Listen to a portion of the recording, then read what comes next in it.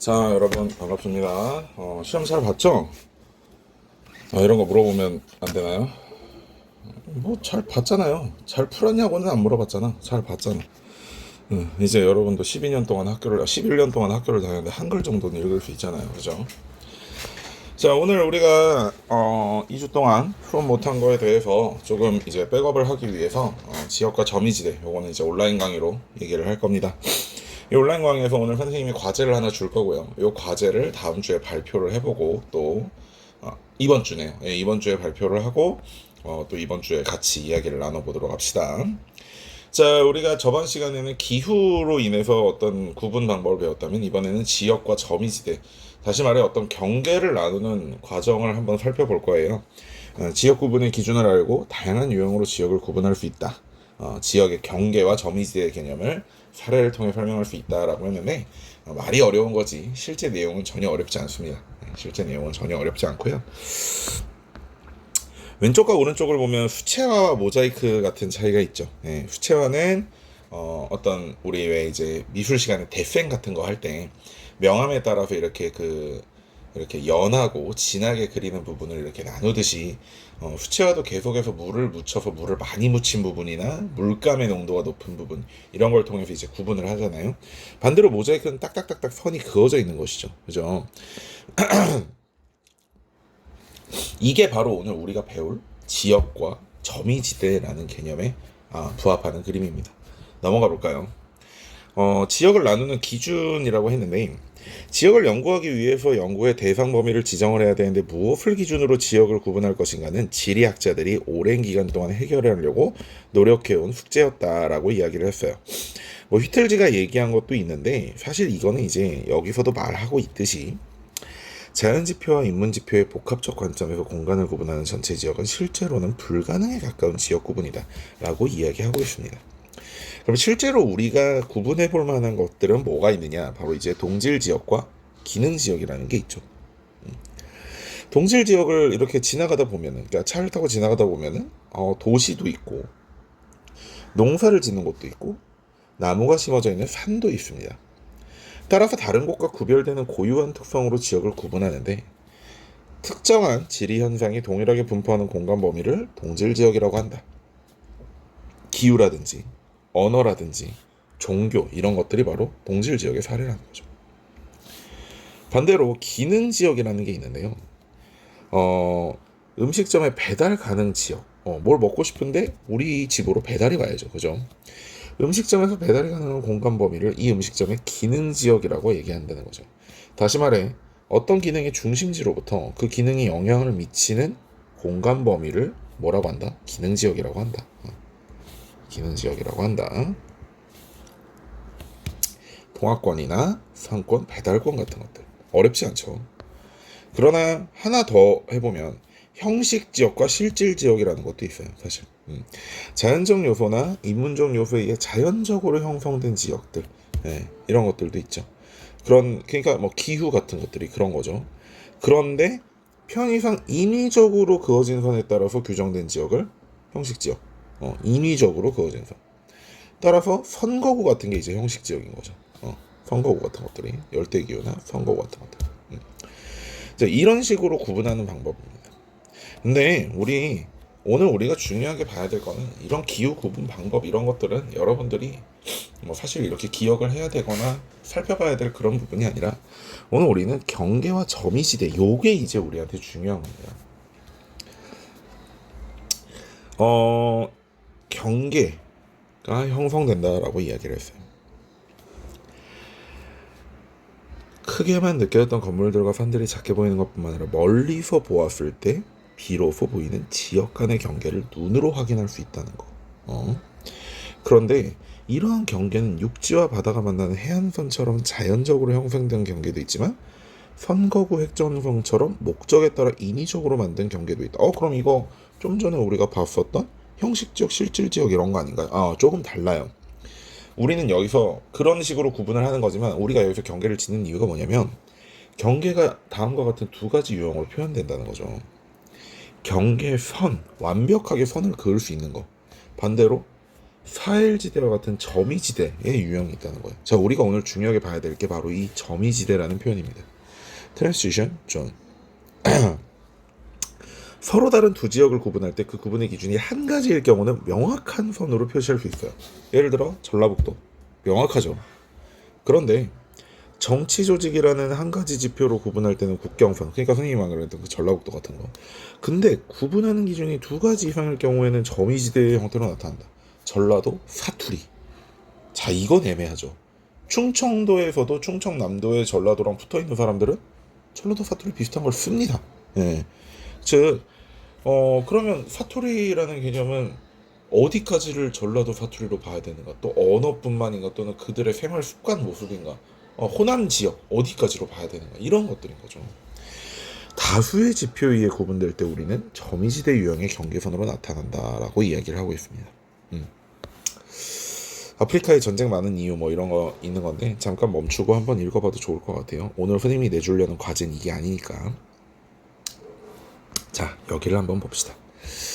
여러분들은 커피를 아직 좋아할 나이가 아니죠. 채은이만 좀 좋아하는 것 같던데, 커피가 맛있냐라고 물어보면 선생님도 솔직히 얘기하면 커피 맛 없습니다. 아이씨, 그냥 아이스티가 좋아요. 달달하게 설탕 넣고. 쌤이 진짜 좋아하는 건 신음료야. 막 혀가 아리도록 신 것들. 레모네이드에 설탕 빼고 레몬만 2개, 3개 집어넣은 거, 뭐 그런 것들. 선생님 그런 거 좋아하는데, 사실 옛날에 커피라는 게 커피가 어디서 시작됐는지 알아요 혹시? 여러분들 알고 있나요? 커피는 이제 구전으로, 그러니까 이러이러하더라 라는 식으로 내려온 거는 에티오피아에서 시작을 했다고 얘기를 하더라고요. 에티오피아 말고 다른 지역들도 있겠죠. 그러니까 커피나무에서 열리는 열매가 카페인이 들어있으니까 각성과 어떤 잠 깨는 그런 효과가 있었잖아요. 이게 염소들이 이 커피나무의 열매를 맺고, 뭐 바리에이션에 따라서 양도 됩니다. 양이나 염소들이, 그러니까 양치기, 목동 이런 사람들이, 양들이 어떤 열매를 먹고 밤에 잠 안 자고 내내 쳐노는 거야. 그래가지고 이 열매를 먹어서 그렇게 되나 하고 본인들도 먹어보니까 본인들도 내내 밤에 잠 안 자고 쳐놀아. 그런 상황이 돼가지고 그러한 커피가 이제 이런 효능이 있구나라고 해서 재배가 되고, 또 이렇게 열매로 먹기도 하고 뭐 내려 먹기도 하고 다양한 형태의 바리에이션으로 개발이 됐던 거죠. 실제로 무슬림들 같은 경우에는 술을 먹지 못하는 것이 그들의 종교의 어떤 근본이었기 때문에 아무래도 이들은 내가 술을 못 먹는 대신 어떤 각성 효과가 있는 다른 음료들을 찾게 되는데, 그게 바로 커피입니다. 특히 이제 무슬림들 같은 경우에는 날씨가 굉장히 덥다 보니까 이들의 요리에는 뭐 향신료라든지 이런 고기의 부패나 어떤 냄새를 막기 위한 그런 것들이 굉장히 많이 들어가서 기름지고 어떤 단짠단짠의 그러한 음식들이 대부분이었는데요. 그러한 음식들을 먹고 나서 입안을 가볍게 개운하게 헹구기 위한 커피가 이들에게 굉장히 유행을 했던 거죠. 사실 여러분들도 커피의 맛을 진짜 느낄 수 있는 게 느글느글한 음식들, 막 기름진 삼겹살 막 이런 거를 엄청 먹고 아이스 아메리카노를 딱 한잔 하면 그건 진짜 맛있습니다. 예, 그건 진짜 맛있는데, 그러한 어떤 그 향신료 음식을 지우기 위한 어떤 커피의 강한 향으로 이제 입안을 한번 이렇게 쓸어내는 아메리카노는 사실 이제 미국에서 생긴 표현이니까 에스프레소 같은 커피를 이제 얘기를 했던 거죠. 여러분들이 알기에는 이제 에스프레소 같은 이야기입니다. 그런데 이런 커피가 이제 원래는 무슬림들이 먹는 음료라고 해가지고 서유럽에서는 교황이 이런 걸 먹지 말아라라고, 이단이다라고 얘기를 하고 있었는데, 어떤 교황이 이것을 이제 허가를 해주기 시작하면서 유럽에도 커피가 번지게 됩니다. 그런데 이제 유럽 사람들은 이 커피를 터키 사람들처럼 먹으려고 하다 보니까 너무 쓰고 안 좋으니까 이 커피에다 부드럽게 이제 우유를 타가지고 부드러운 비엔나 커피 이런 걸 먹기 시작했죠. 여러분들이 이제 생각하는 비엔나 커피가 좀 여러 종류가 있을 텐데, 일반적으로 카페에서 비엔나 커피를 시키면 커피에다 아이스크림을, 이렇게 우유로 만든 아이스크림을 이렇게 담궈 줍니다. 그래서 그 아이스크림이 찬찬히 녹으면서 시원하면서도 달콤하고 쌉싸름한 그런 커피의 맛을 느낄 수 있는 게 비엔나 커피거든요. 근데 이제 이 두 문화의 중간에 위치한 이탈리아. 근데 뭔가 이상해요. B는 여기 있고 여기 있는데 그럼 여기가 중간이 아닌가? 그렇지 않고요. 당시에는 이제 십자군 전쟁을 통해서 이 지역, 다시 말해 무슬림 문화권과 이 지역 기독교 문화권이 만났기 때문에 이 지역 기독교 문화권이 만났기 때문에 왜 이러냐? 뭔가 이상하다. 잠깐만. 펜 두께를 좀 두껍게 해볼까? 왜 이게 한 번에 안 그어지지? 자, 어쨌든 이 기독교 문화권과 무슬림 문화권이 만나게 된 거는 11세기부터 13세기까지 일어났던 십자군 전쟁입니다. 그렇기 때문에 이 십자군 전쟁에서 어떤 무슬림들의 문화권이 우선 먼저 이탈리아로 먼저 넘어오게 되고 그 이탈리아에서 나머지 유럽으로 퍼져나가게 되는 거죠. 그래서 이러한 빈의 부드러운 커피와 여기에 이제 쌉쌀한 커피가 만나게 되는 이 장소가 바로 여러분들이 알고 있는 에스프레소입니다. 그러니까 아까 선생님이 터키 커피를 에스프레소라고 표현하긴 했는데 터키 커피는 에스프레소 수준이 아니에요. 여러분들이 실제로 터키 커피 먹으면 진짜 한약 소리 나올 겁니다. 예. 그만큼 하지만 쓰기 때문에 입안에 있는 어떤 고기와 향신료의 냄새를 완벽하게 잡아내죠. 예. 완벽하게 잡아내요. 그래서 이탈리아에서는 어떤 찌꺼기 같은 거는 좀 거르고 너무 쓰지는 않지만 그래도 비엔나 커피처럼 부드러운 게 아니라 커피 본연의 원액의 맛을 잘 살리는 그런 에스프레소를 시도를 하게 된 것이죠.